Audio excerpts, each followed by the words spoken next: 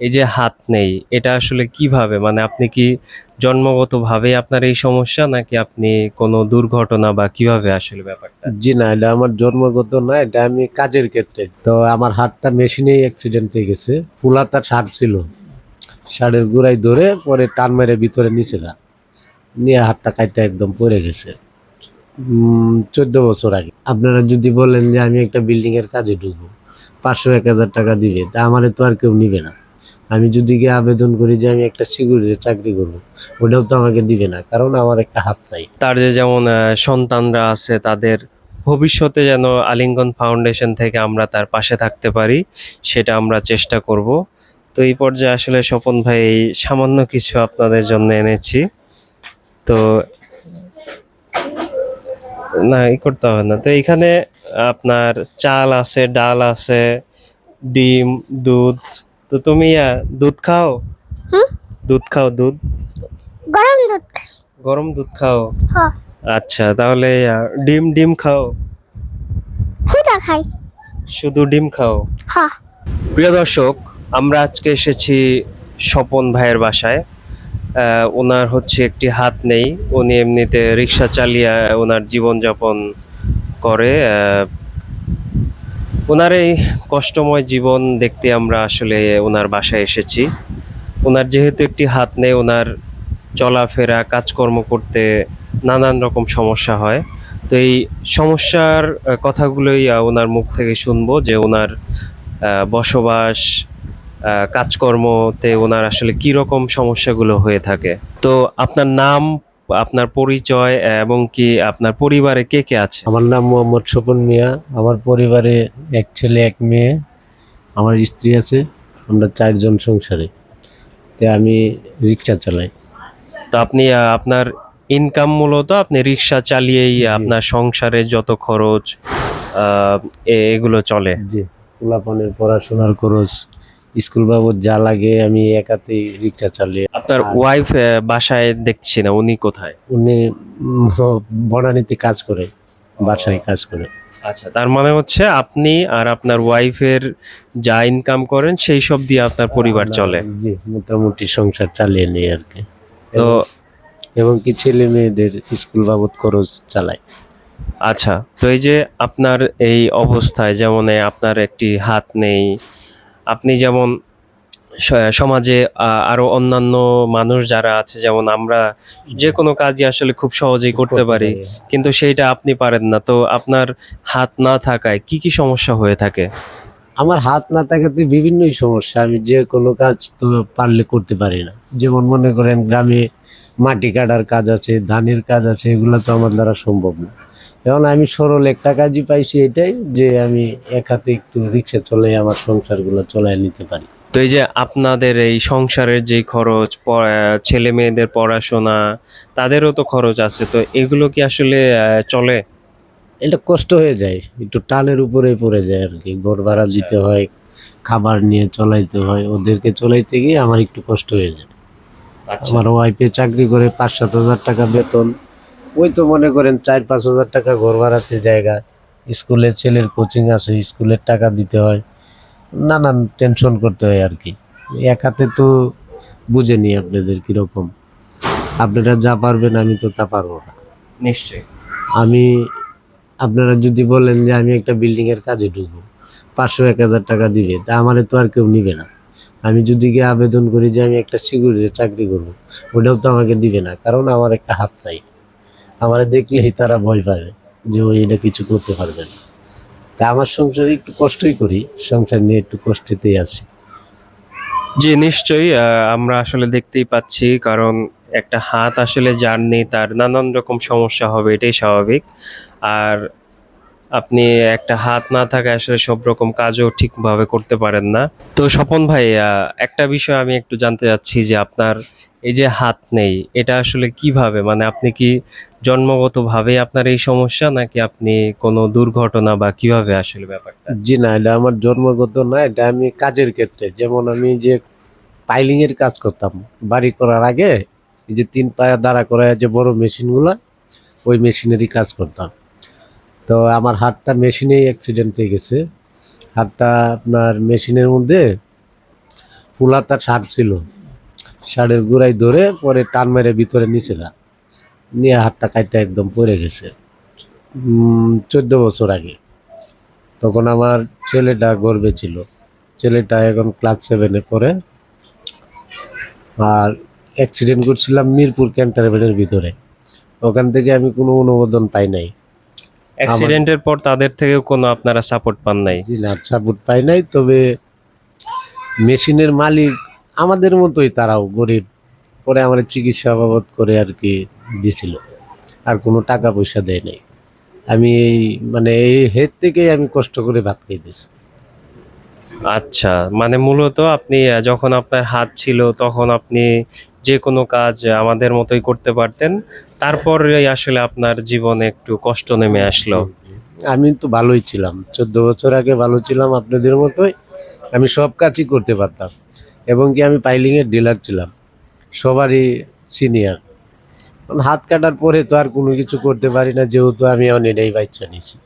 এটা নিয়েও আমার সংসারে খুব টানাটানি করে চলতে বলতে কষ্ট হয়ে যায়।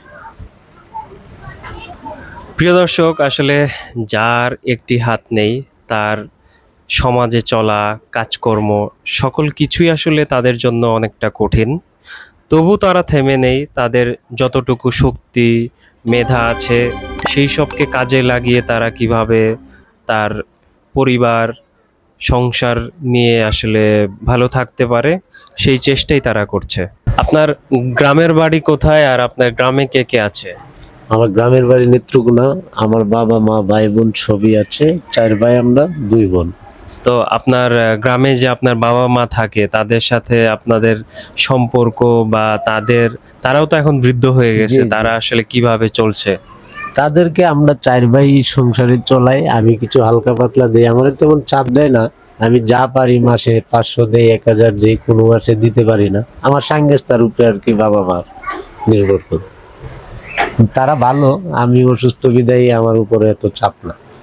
তারা তারা কষ্ট করে হলেও তাদের মতো করে চলছে। যে তাদের মধ্যে তাদের চলছে, আর আব্বা আম্মা তো সবার মাঝেই খাইতেছে, মানে আমি একটু কম দেখি আর কি। বাবা মা তেমন টেনশন করে না যে ওর একটা হাত নাই কেমনে চলাইবো, ওরই তো সন্তানাদি এখন বড় হয়ে যেতেছে, কাই কেমনে চলে গেল। তো আমার ভাই সকলও ভালো, তারাও আবার কয় যে তুমি না দিলেও চলবো, যা দিতে পারো বাপ মারে 2 মন চা 500-1000 দিও। এই যে তো এই যে আপনারা এই করাইল বস্তিতে কতদিন যাবৎ আছেন, আর আপনারা এই করাইল বস্তিতে বসবাস করতে আপনাদের কি কি সমস্যা হয়? তো আমি আছি প্রায় 12 বছর যাবত এই করাইল বস্তিতে। সমস্যা বলতে এখন এই যে বাসা বাড়িতে সমস্যা, গ্যাসের প্রবলেম হয় কিছু। আমরা এই যে মাঝে মাঝে আমার মহিলা লাকড়ি দিয়ে পাক করে, মানে গ্যাস না থাকা সত্ত্বে।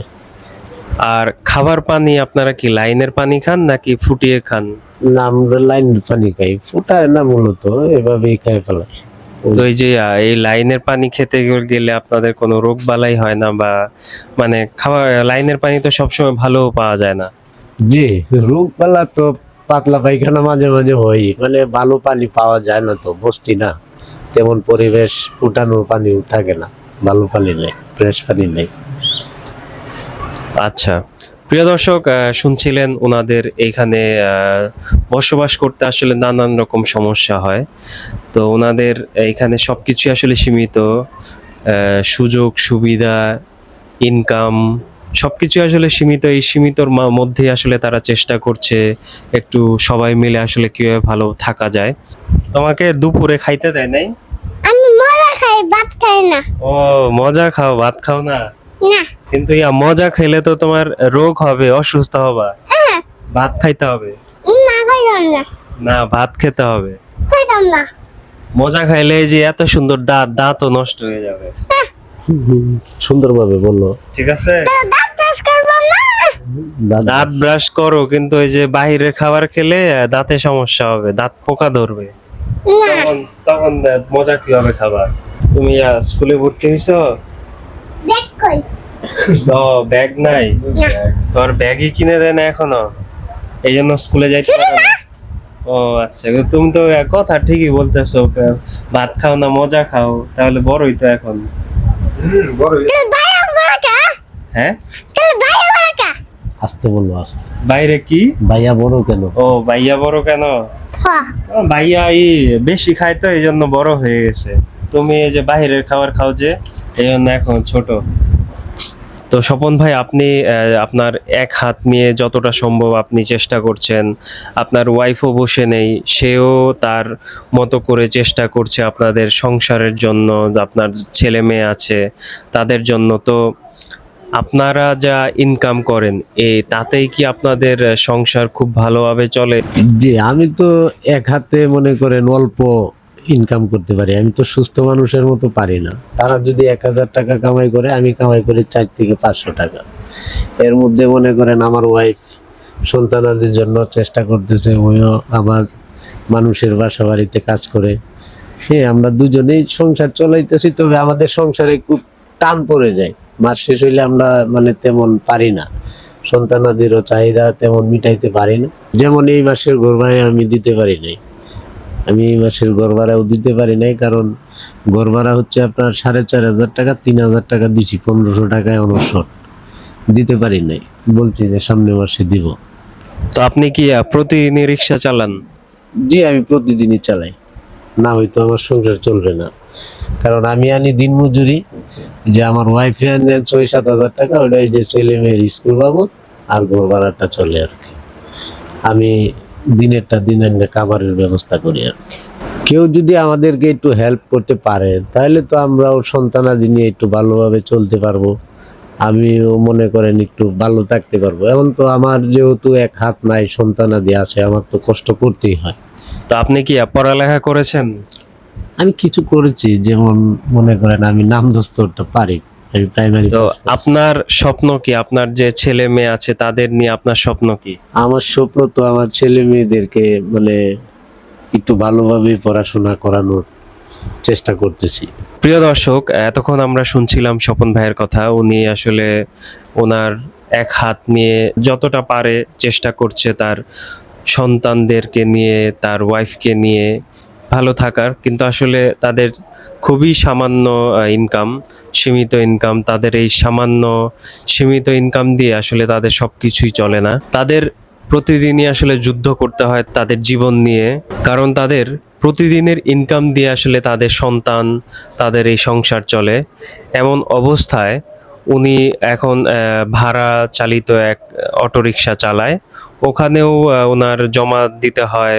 সেখানে যা ইনকাম করে সেখান থেকে একটা অংশ সেই গাড়ি বাবদ দিতে হয়। বাকি যা থাকে সেটা ওনার থাকে, কিন্তু সেটাও খুব সামান্য। তো ওনার যেহেতু আসলে হাতের অবস্থা খারাপ, এক হাত দিয়ে ওনার আসলে চলে, সব কাজকর্মগুলো ওনার করতে পারেন না। এমন অবস্থায় এই সব মানুষের পাশে যদি সকলে এসে দাঁড়ায়, একটু সাহায্য সহযোগিতা করে, তাদের জীবন আরো একটি সুন্দর হতে পারে। তাদের যেমন 2টা সন্তান আছে, তারাও চাইলে হয়তো বা ভবিষ্যতে ভালো কিছু করতে পারবে। তো আমরা আলিঙ্গন ফাউন্ডেশন থেকে এসেছি ওনাদের পরিবারের জন্য, ওনাদের সন্তানদের জন্য আমরা যতটুকু পারি আমরা চেষ্টা করব। তো আমরা আশা করব আমরা আমাদের আলিঙ্গন ফাউন্ডেশনের মতো সমাজের সকলে ওনাদের পাশে এসে দাঁড়াবে, কি ওনাদেরকে সাহায্য করবেন। প্রিয় দর্শক, আমরা আলিঙ্গন ফাউন্ডেশন থেকে স্বপন ভাইয়ের জন্য আসলে সামান্য কিছু এনেছি। তো আমরা আপাতত যা পেরেছি এনেছি। ভবিষ্যতেও আমরা স্বপন ভাইয়ের যে সমস্যাগুলো আছে সেই সব আমরা যেন তার তার যে যেমন সন্তানরা আছে তাদের ভবিষ্যতে যেন আলিঙ্গন ফাউন্ডেশন থেকে আমরা তার পাশে থাকতে পারি, সেটা আমরা চেষ্টা করব। তো এই পর্যায়ে আসলে স্বপন ভাই এই সামান্য কিছু আপনাদের জন্য এনেছি। তো না, করতে হবে না। তো এখানে আপনার চাল আছে, ডাল আছে, ডিম, দুধ। তো তুমি দুধ খাও? হুম? দুধ খাও? দুধ, গরম দুধ খাই। গরম দুধ খাও? হ্যাঁ। আচ্ছা, তাহলে ডিম ডিম খাও? খুদা খাই। শুধু ডিম খাও? হ্যাঁ। ও আচ্ছা। তো প্রিয় দর্শক, ওনাদের জন্য আমরা খুবই সামান্য কিছু এনেছি। তাদের হয়তোবা অল্প সময়ের জন্য এগুলো চলবে, কিন্তু বাকি সময় আসলে ওনাদের সেই সংগ্রামী জীবনেই তাদের ফিরে যেতে হবে, তাদের কষ্ট করে আসলে খেতে হবে। তবে আপনারা আমরা সকলেই যদি ওনাদের এই পরিবারের পাশে থাকি, হয়তোবা তারাও আমাদের মতো ভালো কিছু করতে পারবে ভবিষ্যতে। এমন স্বপন ভাইদের পাশে আমরা আছি, সেই সাথে আপনাদের কাছেও একটি অনুরোধ যে আপনারা আমাদের ভিডিওগুলো দেখবেন এবং কি এইসব পরিবারের পাশে থাকবেন যারা কিনা সমাজের নানান রকম সুযোগ সুবিধা থেকে বঞ্চিত। তারা কিভাবে ভালো থাকতে পারে সেই চেষ্টাই আমরা করে যাচ্ছি। আমাদের সাথেই থাকবেন।